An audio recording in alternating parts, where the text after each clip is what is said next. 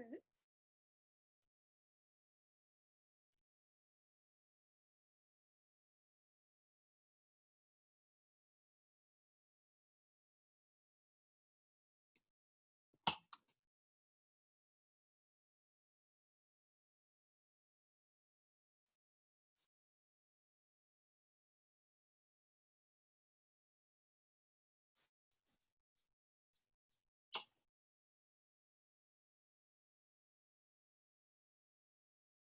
Let's see.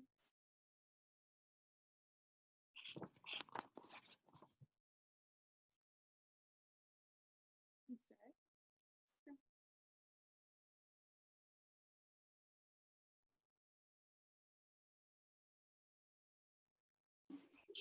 Okay, Hannah. Come on.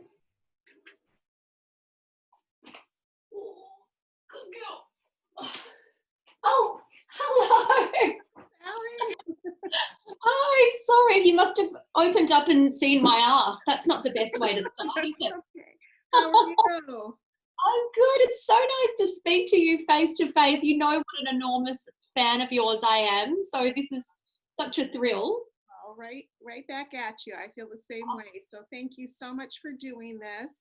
It's You're welcome. really simple and short and sweet. So what we'll do is I'll start recording in a few moments here, and I will introduce you. Okay. And then if you want to introduce Hannah and Yep. talk about her a little bit, and then I'll ask you some of those fun questions I sent you. Yeah, perfect. Just real casual. Lolo's gonna turn her. I'm out of treats, so she's Who's that? Is that Lulu? Lolo. Lolo. So cool. We'll see how long she sticks around for.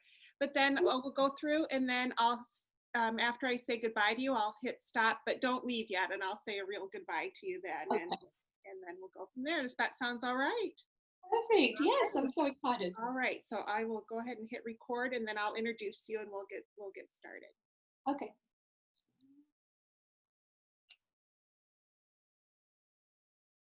Welcome to Sidekicks with Heather Gudenkauf and Lolo, where we interview your favorite authors and their pets. And today I am so excited because we have coming with to us all the way from Melbourne, Australia, Sally Hepworth, who is the USA Today bestselling author of 6 novels, including her most recent spine tingler, The Mother-in-Law. Thank you, Sally, for being here today.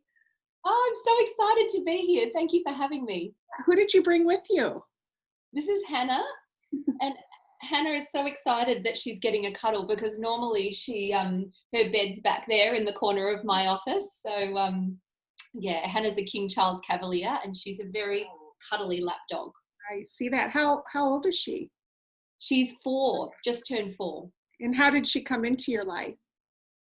Well, me and the kids have always been dog people, especially my 3-year-old Clementine, and so we have been pressuring my husband for many years to get a dog, and he never had a dog growing up and wanted one, but because he wasn't as familiar with having a dog in the family like I did, he was a bit nervous about it, and he also quite rightfully thought that it would be more work. We already have 3 children and, quite busy jobs. So he was dragging his feet, and the kids and I were at the point where we were looking at puppy websites all the time. We used to say it's puppy porn because I would watch it with my son, and we would look at pictures of puppies and we would go, oh, look at this one. Oh, and so we'd been doing that, and my husband was still not keen. And then one of my brothers got a dog, a puppy, and then the kids just lost their minds, and it was really, the battle then increased.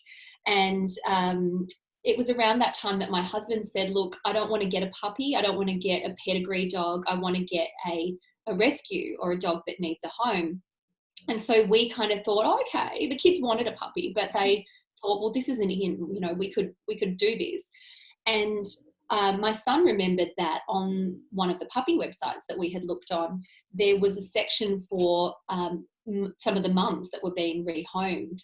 And we went in there and we saw a picture of Hannah, and she's gone down here now, put her down so she can be in screen. And she was 3, and she'd had her puppies, and she had sort of bad back legs, and she's got a terrible snoring problem, as you can hear now. It's famous on my Instagram.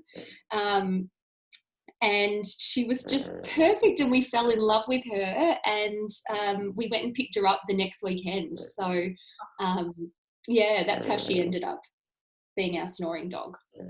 She's adorable, adorable. Now, did you have pets growing up? I did, yes. My dad is a dog lover, and we always had 3 dogs at any one time, and I live in the city, so that was kind of unusual. But they were very different dogs from Hannah, who is the lap dog who just wants to be cuddled. My dogs were terriers. They were outside dogs, and they were always trying to escape. My recollection of growing up with dogs is if someone came to the door, I had to wedge my body between in the crack of the door between whoever was there and me and the inside of the house. And heaven forbid it was a pizza delivery or something, because the man had to like put it sideways through the door, and then I had to hold it up and they'd leap. And I still love those dogs, but to now have Hannah, who is an inside dog who doesn't like to go out. If you open the door, she runs back into the house because she's a homebody.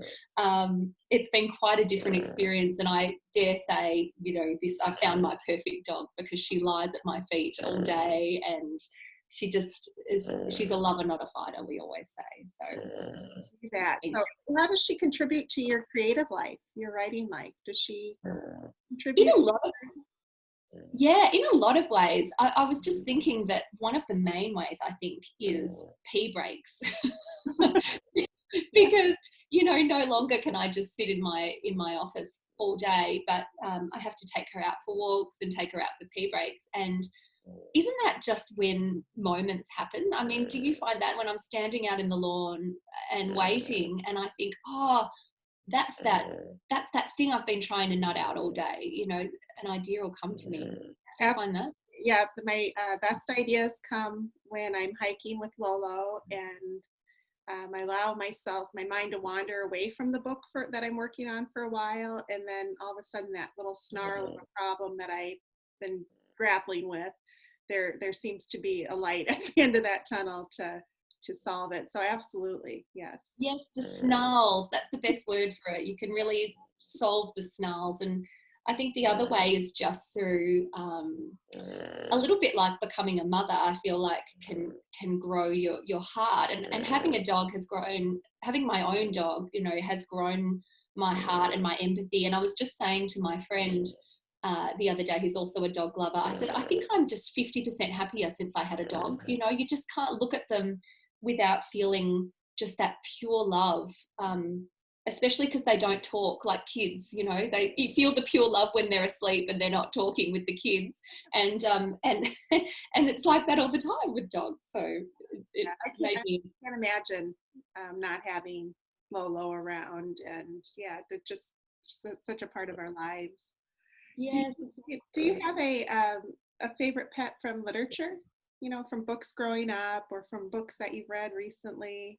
Yes, I was always a fan of Wilbur from Charlotte's Web for my whole life, and I know that Charlotte is probably the more interesting character in that book. But I remember reading and then watching the movie of Charlotte's Web, and I just thought Wilbur was so cute, and I begged my parents for a pet pig. Which again, we lived in the city and we had 3 dogs, so that was obviously out of the question. But I would say it's Wilbur. And now that I have little kids, my youngest Clementine is a huge animal lover, and she's a big Wilbur fan too. So I think I've passed that one down in the generations. Yes. Would you ever, if she asks for a pig, would you get her one? I would be tempted, and I would probably say yes, safe in the knowledge that my husband would stomp that one out and I wouldn't have to be the bad cop. That's a good way to do that. Oh my goodness. So what are you reading right now? Are you reading anything that's really holding your attention, or? I just finished this, which obviously is nonfiction, and it is the most important book I've ever read. And I'm so glad that this situation has brought this to my my attention, and you know, is getting this important information out there. This is something that I think every person should read. I think it should be in the school curriculum. This is definitely the most thought-provoking read that I have just finished. And coming up next, I've got, which I've just read about one chapter, is The Vanishing Half by Britt Bennett. So I've been seeing this everywhere, and I'm so excited to dive in. I'm reading White Fragility right now as well, and you know, it's just I'm learning so much, and it's amazing how you know, the events that are going on in the world and we're coming together, hopefully, and people are listening and learning, and you know how you're reading the same book that I am across the ocean, you know, and we want to learn and we want to do better, and I think that's how books really bring people together, and it's such a great thing. So I agree, and I've had so many similar conversations with people over the last couple of weeks who are reading it, and people are wanting to discuss it and wanting to connect over it. So it's, you know, it's got to be a good thing. Yes, absolutely. So I know I read and loved The Mother-in-Law so much, and it was one of my favorites. And what do you have coming up next for readers? Are you working on something, or? Oh, I just thank you for saying that. You're one of my favorite authors, so it just is the nicest thing in the world to hear that you enjoyed my book. So thank you. And yes, I've finished my next book, which is coming out in, well, it's November in Australia, but it won't be out in the US until April next year. But it's called The Good Sister, and it's about sisters. So I really enjoyed writing about family relationships in the mother-in-law and those universal kind of things that we deal with in families. And so this time I thought sisters would be a really interesting thing to explore. And so it should be a similar kind of tone, family relationships, bit of a mystery, and hopefully, you know, a good read that people will resonate with.